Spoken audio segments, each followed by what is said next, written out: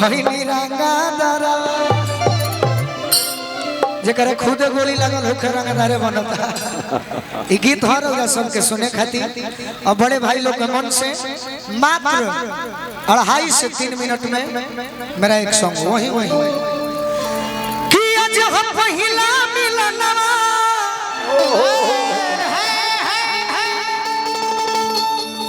चिंटू भैया हमारा बचपन से मिलने वाला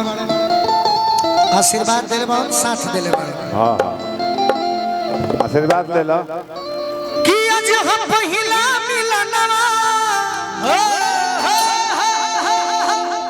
मिलल सजनी के सजनवा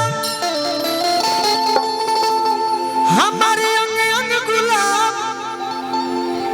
नियन खिलाल बा बदनवा सुनी सुनी भगवान अरे जन बिहान होके दी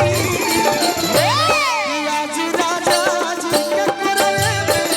जवान होके दी आज राजा जी के कोरे में जवान होके दी आज राजा जी के कोरे में जवान होके दी आज राजा जी के कोरे में जवान होके दी आज हम पहिला मिलन सजनी के सजना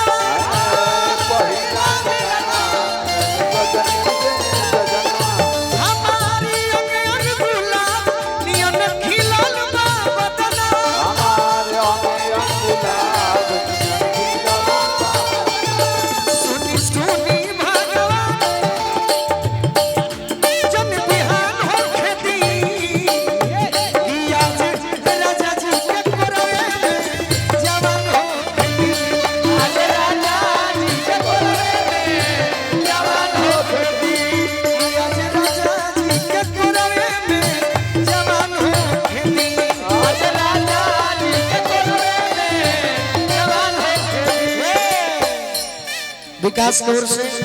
तमाम कमेटी के भाई के ओर से आशीर्वाद जब ये गाना सभे सुनने हुई सभे सुनने वाले भैया मैं एक लाइन धुन में खाली बजा दी हो कौन लाइन मरही के बातें तो मरही के बातें तो मर दो न जान से कह के मुआ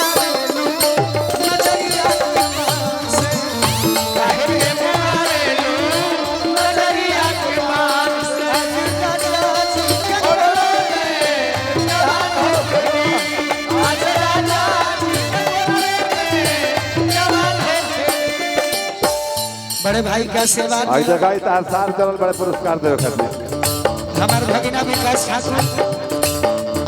अमित राय जी वेल भोजपुरी के मालिक बानी रौरो कंपनी से गीत बोले लैला को भूल जाऊ राजा जी के ओठवा में ओठ जमसाती ओठ जमसाती हो ओठ जमसाती भूख भूख पारी हमरा दिलवा के मोती दिलवा के मोती हो भूख भूख पारी हमरा दिलवा के मोती भूख भूख पारी हो दिलवा के मोती रात भर लभ के दरिया में नेहान होके दी कि आज राजा जी कोरवे में बाकी है तेरी बंद नहीं खे करे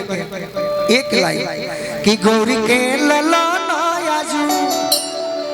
कि गौरी के ललना आजू अरे रौरी नुजी देवा करिले चिरौरी गौरी के ललना आजू रौरी नुजी देवा गौरी के ललना आजू रौरी नुजी देवा करिले चिरौरी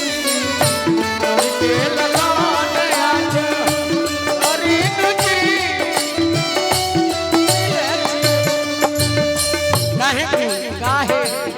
घेरले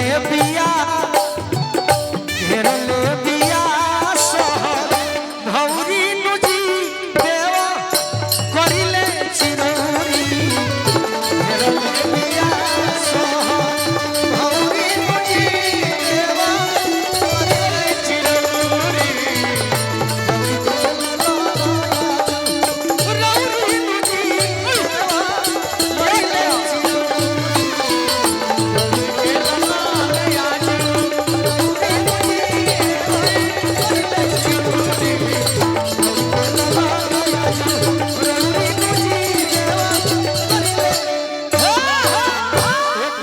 से बोली गणेश भगवान की।